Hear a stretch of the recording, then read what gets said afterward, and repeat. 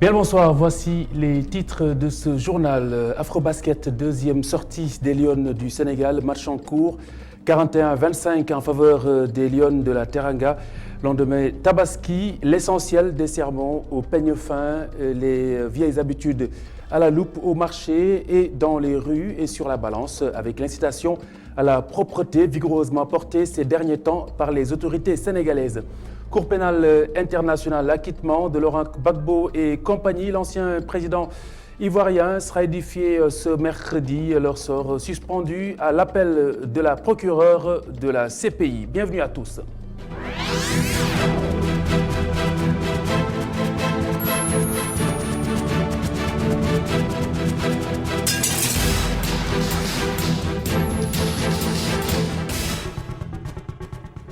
Afrobasket, premier quart-temps, les Lions mènent par 41-25. Les Lions donc sont sur le parquet de Dakar Arena depuis 3 quarts d'heure. Deuxième sortie des Lions de la Teranga. L'équipe féminine de basket a battu donc la Côte d'Ivoire lors de son premier match, 77-36. Ses chances donc de remporter cette édition ne sont pas du tout minces. La qualité de l'effectif rassure les analystes sans négliger le soutien attendu des supporters sénégalais, Sili Niang et Cheikh Hassan Fall. Les 12 joueuses sénégalaises ont dû fortement s'employer lors de leur match d'ouverture de cet Afrobasket face aux Ivoiriennes. La faute à une forte pression liée à l'ambiance et à la pression. On a mal démarré la partie, ce qui fait que l'équipe ivoirienne avait quelque chose comme 9 ou 10 points d'avance. Donc il fallait résolver cet écart et ensuite prendre les devants. C'est ce qu'on a fait. Tout peut arriver en match de basket, mais sur le plan intrinsèque des deux équipes, je voyais le Sénégal loin devant les Ivoiriens.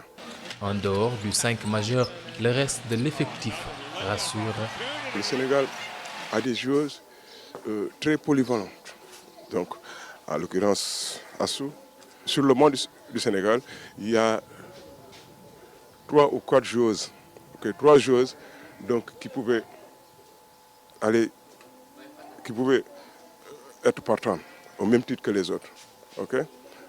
Tel que Mambiodio, tel que Koumbassa, c'est d'excellents joueurs qui peuvent jouer au même titre que les partants.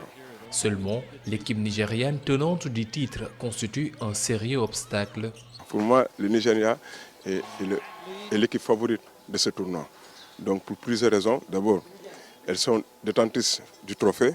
L'autre chose, c'est que le Nigeria est en son sein des joueurs très expérimentés qui sont pratiquement au sommet de leur art. Mais je pense que ce n'est pas un obstacle qui n'est pas insurmontable. D'autant plus que le coach a l'habitude de relever ces genres de défis, comme il l'a fait lors des mondiales des garçons. Depuis 2015, les Lions du Sénégal n'ont plus remporté le trophée continental. Elles espèrent bien accrocher une 12e médaille d'or à leur palmarès, déjà bien garni. Premier carton 41-25 face à l'Égypte en faveur des Lions de la Teranga. Match en cours. Juste avant cette rencontre, le match des Lions, le Cameroun a croisé le fer avec le Nigeria. Le score 106-39 en faveur du Nigeria. Le Mozambique a battu le Cap-Vert par 60-51.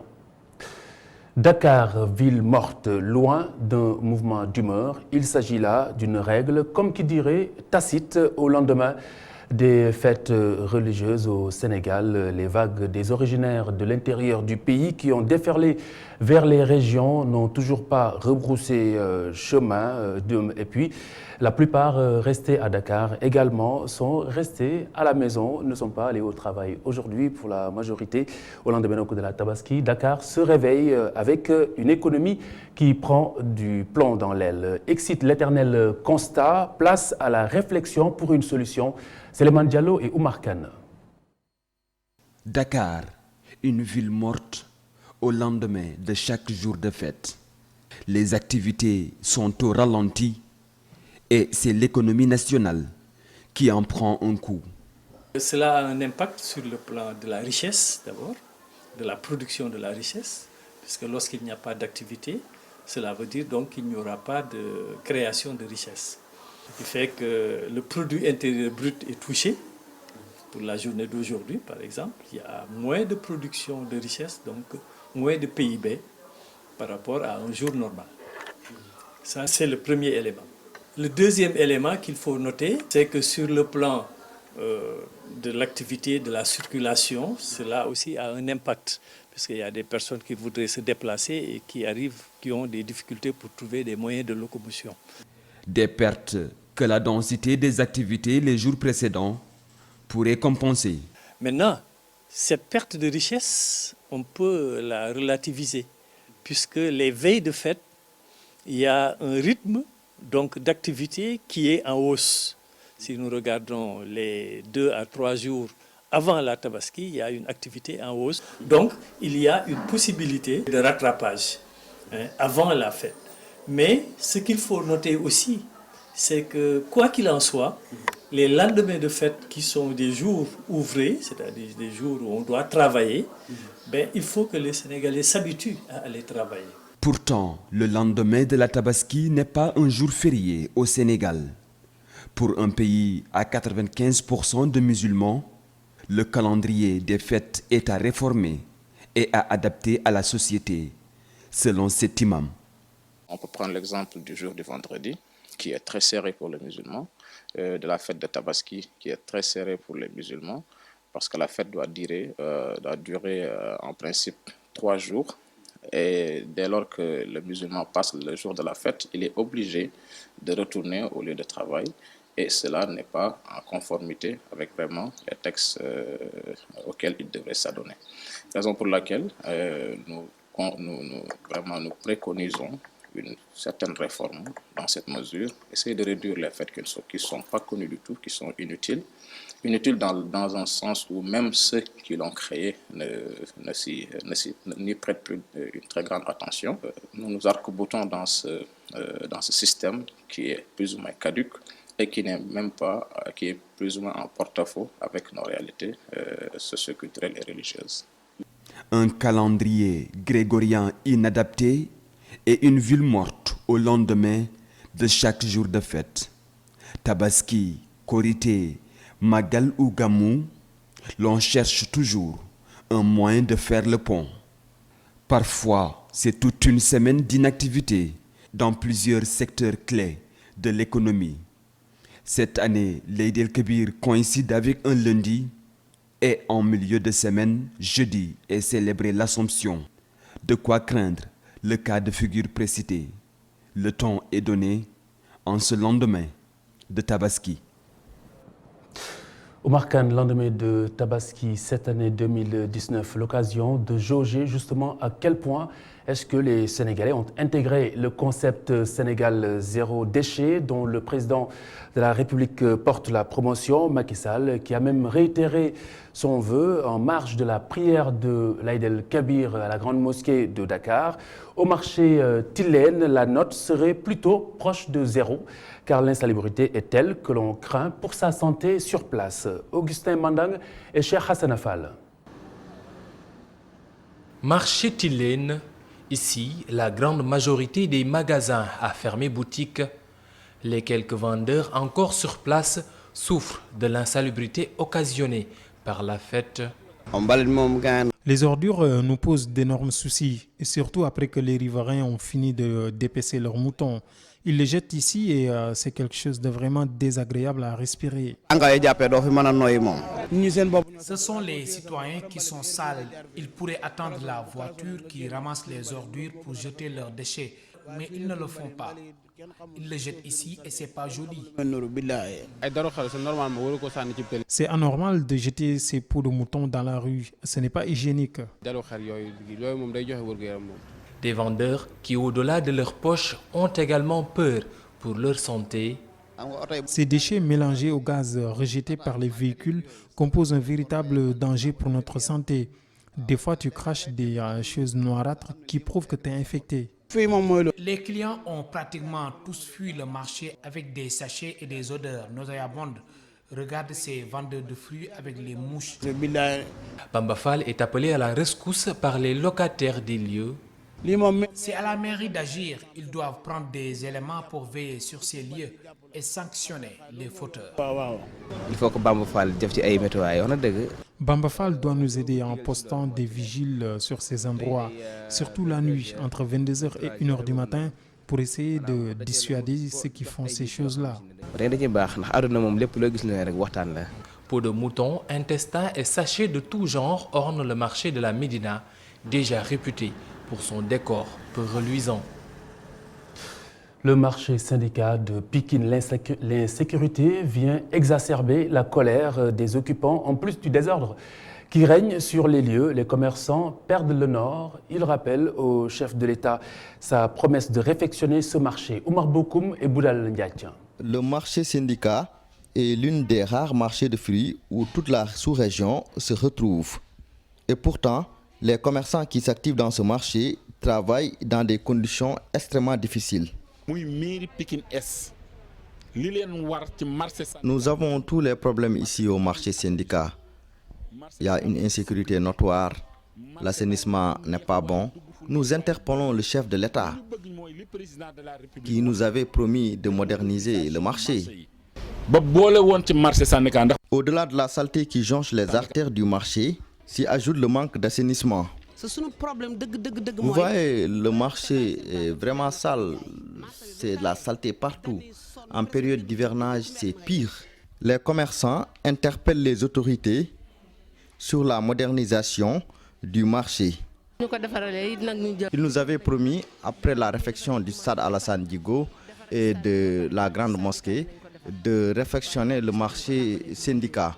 Les commerçants du marché syndicat déplorent le manque de sécurité et interpellent le chef de l'État sur sa promesse de modernisation du marché. Et puis le marché du mouton a pu tromper plus d'un. Un marché pourtant inondé de béliers, mais qui n'a pas pu satisfaire toute la demande. Certains estiment qu'il n'y en a pas eu suffisamment, pendant que les éleveurs, eux, renvoient la balle aux consommateurs.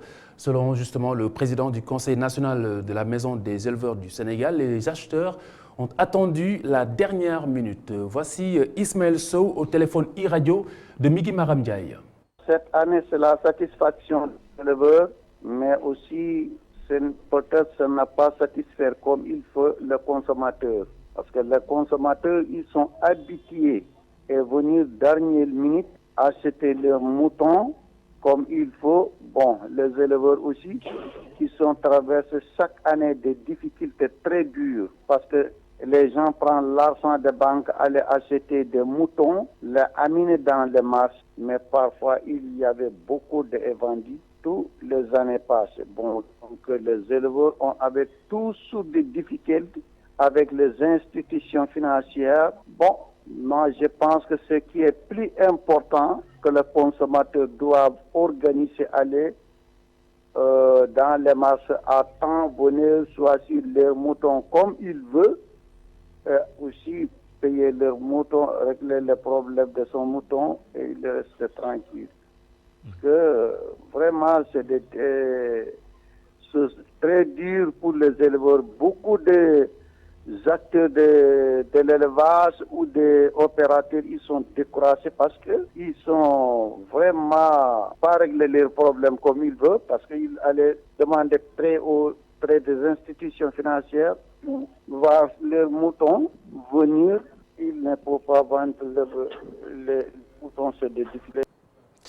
Le retard des pluies était au cœur des sermons de la prière de l'Aïd el-Adha de lundi. Le président Macky Sall qui invite à la prière des chefs religieux, dont le khalife général des Tidjanes, au retour aux bonnes mœurs pour mettre fin justement à la longue pause pluviométrique. Moustapha Gabar Diop a mesuré l'impact de ces messages auprès des Sénégalais qu'il a rencontrés. Regardez. Selon le président Macky Sall, la situation de l'hivernage qui démarre habituellement au Sénégal entre juillet et août n'est pas tout à fait satisfaisante cette année. Face à ce phénomène inquiétant, le chef de l'État invoque des prières pour un hivernage pluvieux et une bonne campagne agricole. Ensemble, nous devons solliciter humblement les faveurs d'Allah pour un hivernage pluvieux parce que nous sommes quasiment le 12 août et la situation hivernale n'est pas tout à fait, pour le moment, positive.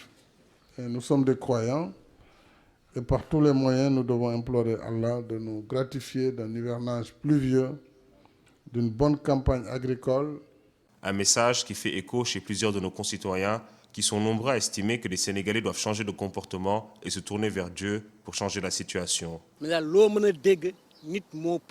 On peut invoquer des tas de raisons, mais je pense que les gens eux-mêmes sont devenus mauvais et ça se répercute sur la nature. Quand nos actions ne sont pas bonnes, ça se ressent dans la société et sur l'environnement. Pour moi, la pollution a la même origine que les coups bas et les méchancetés que l'on se fait entre nous.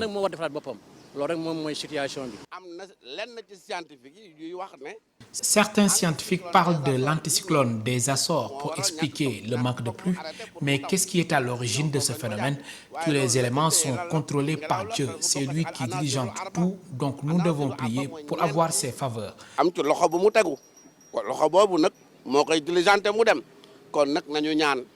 D'autres estiment que le retard des pluies est causé par le changement climatique. Les scientifiques nous disent que la pollution atmosphérique empêche la pluie. La couche d'ozone est tellement polluée que la pluie ne peut plus se former au-dessus du Sénégal. Je me souviens que quand j'étais plus petit, lorsque nous nous trouvions dans la même situation, les anciens pratiquaient le bawan et il pleuvait. Mais de nos jours, même si l'on pratique les mêmes cérémonies, il ne pleut plus, alors que c'est toujours le même Dieu. Donc je pense que c'est là que l'explication scientifique prend tout son sens. La situation pluviométrique est encore déficitaire sur l'ensemble du territoire national. Seules les régions sud-est et sud ont pour le moment enregistré des pluies significatives.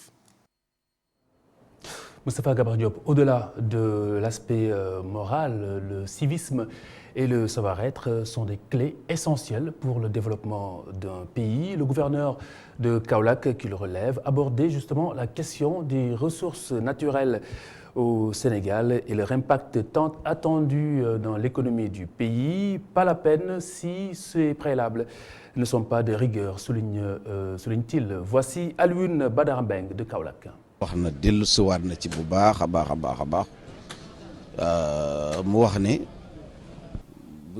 Même si on a des ressources en abondance, si les comportements ne sont pas des meilleurs, ça ne sert à rien.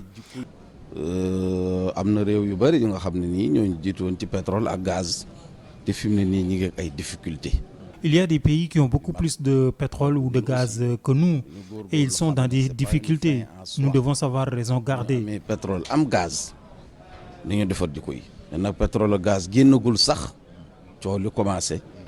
le pétrole n'est même pas encore exploité et il y a autant de bruit. On doit revoir nos manières de faire. Le chef de l'État a déjà tracé la voie. La répartition des ressources augure de la nommée meilleure. Je crois que commencer par le président de la République, déjà tracé.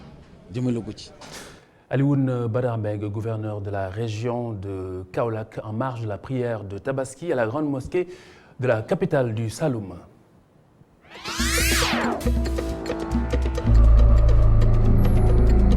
Cour pénale internationale, la requête d'appel de la procureure contre la décision d'acquittement de Laurent Gbagbo et Charles Blé Goudé, Fatou Bensouda, jusqu'à ce mercredi 14 août pour justement faire appel ou pas. Si la procureure introduit cet appel, sa requête donc, devant la chambre d'appel, celle-ci examinera sa recevabilité. Si celle-ci est bien fondée, alors Laurent Gbagbo et Blé Goudé feront face à un nouveau procès. Si la requête est jugée non fondée, alors les acquittés jouiront pleinement de cette décision de la chambre de première instance.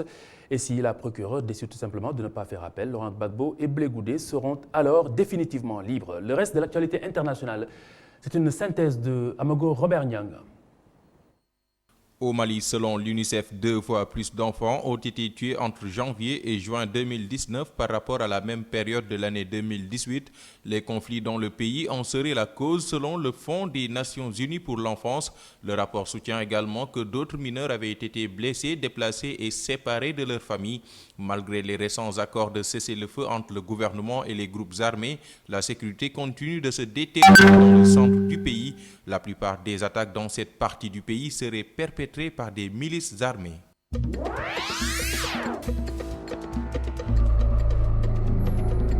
En République démocratique du Congo, 4 médicaments ont été testés sur des patients atteints d'Ebola. Les tests ont donné des résultats probants et les médicaments seront désormais utilisés pour traiter tous les patients atteints de la maladie en RDC. Selon les autorités sanitaires, ces médicaments agissent en attaquant le virus Ebola avec des anticorps, neutralisant ainsi son impact sur les cellules humaines.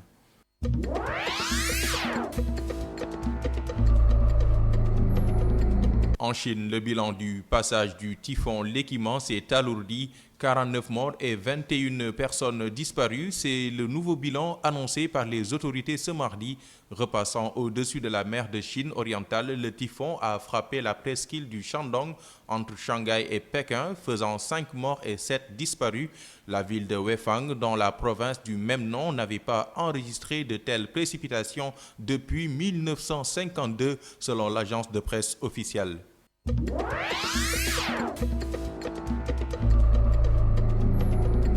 Aux États-Unis, le gouvernement de Donald Trump annonce une nouvelle réglementation qui dénie désormais la nationalité américaine aux migrants bénéficiant d'aides publiques. Jugés susceptibles de devenir des charges pour la société selon Donald Trump, ces migrants risquent de se voir désormais refuser la nationalité américaine. Ces nouvelles règles ciblent des millions de travailleurs occupant généralement des emplois peu rémunérés. Les migrants se verront refuser l'accès au territoire et ceux se trouvant déjà aux États-Unis ne pourront recevoir la carte verte.